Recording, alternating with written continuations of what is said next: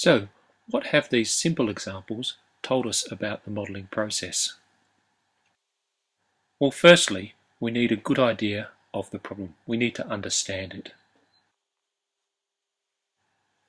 Now, of course, this is easier said than done. However, it can be that the real-world context helps us understand because we can use our experience.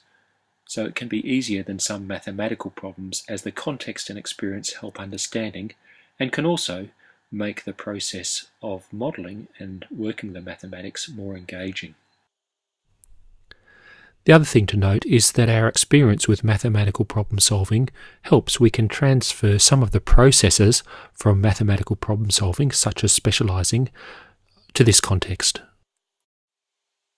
Now, one of the things we always do when modelling is removing real-world context. So this is a process we can call abstraction. We're putting it in mathematical language. Now, this can be tough because there's a lot of choices we can make in doing this. But as you do more of it, you get better at it. Also, it requires that you reflect. You think about whether your model is actually representing what you want it to represent, weighing up the parts of the situation that are going to be included and how they're going to be included. Another thing about modelling is often you need to bring data in from the real world. So this could be when you're making up the model, formulating the model. It could be when you're validating to test whether your answer is sensible. Or it could be when you're going back and adjusting things in light of the testing that you've done.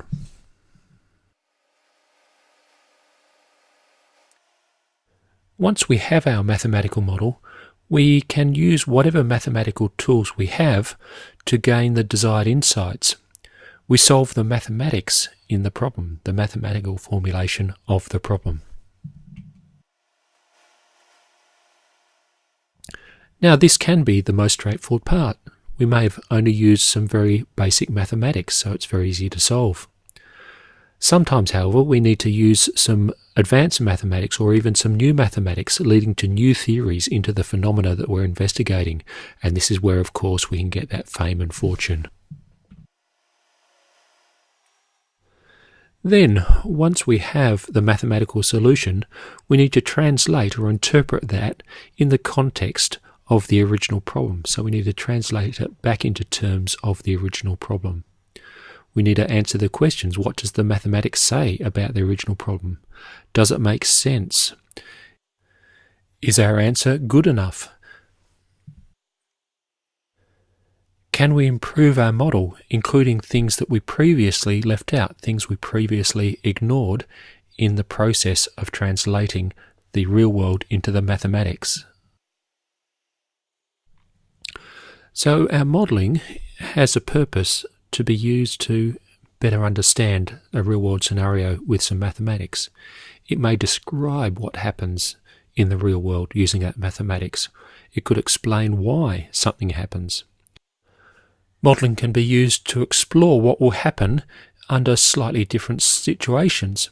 For instance, if we're modelling how my rainwater collection and storage will work on my house, then the modelling might allow us to answer questions on what will happen if we don't get any rain for 3 months. Further than this, modelling might give us an understanding of the situation for us to make predictions on what will happen in totally new situations. And this requires us to understand processes and interactions in the real world. So it gives us a deeper understanding of what's happening. Or it may just be some of these. One useful way of viewing what modelling is to view it as a cycle. As an input, we have some sort of real-world problem, and what we first do is we try to understand what's going on.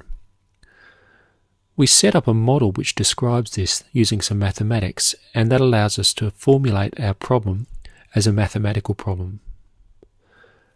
Next, we're looking to solve that mathematical problem, and then interpret that solution in the context of the original problem.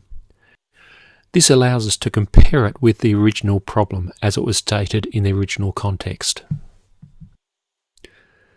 Now, this is a cycle because once we've done all this, we may have a better understanding of the problem and so be better set up to go again, setting up the model better, formulating a new problem and so on. On the other hand, we may have decided that we've got a good enough understanding, we're finished, and we write up a solution.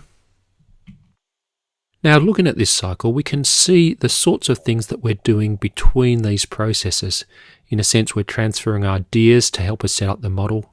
Our model contains numbers, variables, data. We're thinking and working mathematically within those two rightmost boxes. In a sense, what's happening on the right there we can view as what's happening in the mathematical universe.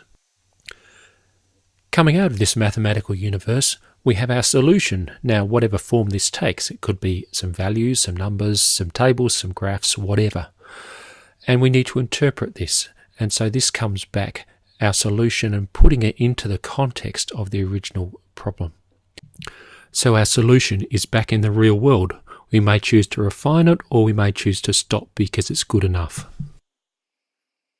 So we can see what's happening over on the left-hand side represents the context, the real-world context where the problem originated from and where a solution is interpreted. And this steps in the middle is where actually the modelling happens, the transition from one side to the other. Of course, all of this is slightly idealised.